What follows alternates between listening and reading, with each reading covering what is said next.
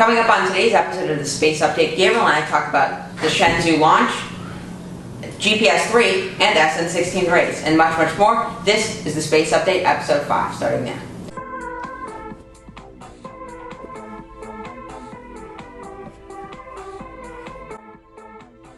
And hello everyone, and welcome to the Space Update. I'm Nathan, joined by Gabriel. Gabriel, how are you doing on this rainy day? I'm looking forward to learning about what's going on in space. How about you? Yeah, I'm very excited. We're going to start with a launch that happened last Wednesday. We talked about it, but Gabriel ended up streaming it. I was sick from the second shot. It was the Long March 2F Shenzhou 12, right? Yep, that's correct. It was it launched to China's new space station, and it was crewed with 3 crew. It docked, and they're beginning a new era for China. Yeah, it came as such a surprise. Do you know when they're launching crew again? I do not know. I think they're going to start a cycle, similar to the ISS and how Russia launches every 6 months and land. Yeah, it was such an abrupt. They announced it, but I've got to say, I think it's not on the top of the U.S. priorities. But this shows. I mean, we didn't expect a catastrophe, but this shows that China can really launch a space, and they can do it quick, fast. I mean, they probably had it classified, but for them to keep it out, pretty good job. Moving on to something that happened last week on last Monday. No, it was last Wednesday. SpaceX GPS-3, the GPS, of course, we have the GPS satellites that we use for navigation, Google Maps, Google Earth, all of that.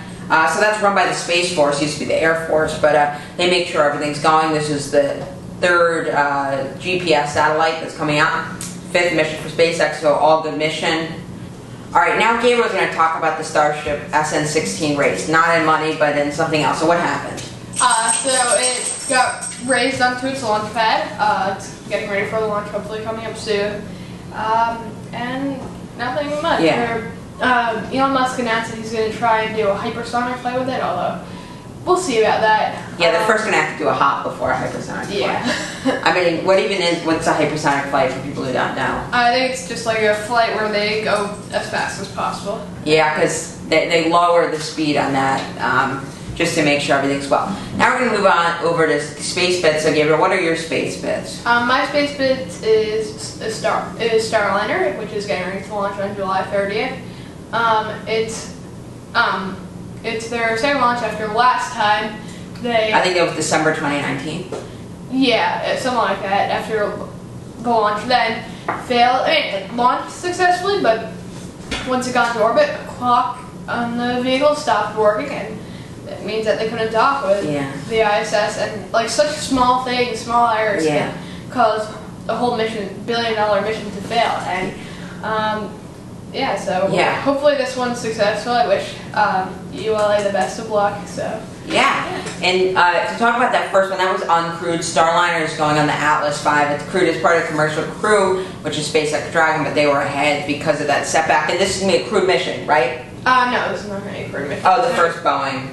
No. The next one is going to be crewed, I think. Yeah, well, hopefully we will get that more. Now we're going to move over to my space bits, which will show you some videos. You know, of the ISS, so you'll see the video. They take the Soyuz, the ISS, so they did. I got to see a Soyuz up and close, so you can see, there's the photo. It is so small, like you see in the video, but that's it's like the size of your car, you know, if you crumpled it all up in the iron, like it is small. I can't believe going to space in that. And imagine floating up in that little thing when you bump into each other. Yeah, it's tiny. I mean, I'm tall, so is Nathan. I just can't imagine scrunching up my legs and trying to fit into that for a day while you get to the ISS. Well, we're going to show you now this photo of me with a Gemini capsule, and I tried to do that leg scrunch right there. Yeah, it's pretty hard when they do, and they do it in space with their life on the line. And I also got to see Endeavour. That was pretty much awesome. So if you have time, go to the Intrepid, not just for the space part, but everything else is nice. Anything to add, Gabriel, for this episode? No. The Intrepid is awesome. There's so much that you can do, and there's a lot going on in space, and I'm excited for all of it. So Again, a reminder. Actually, I think this is our last week.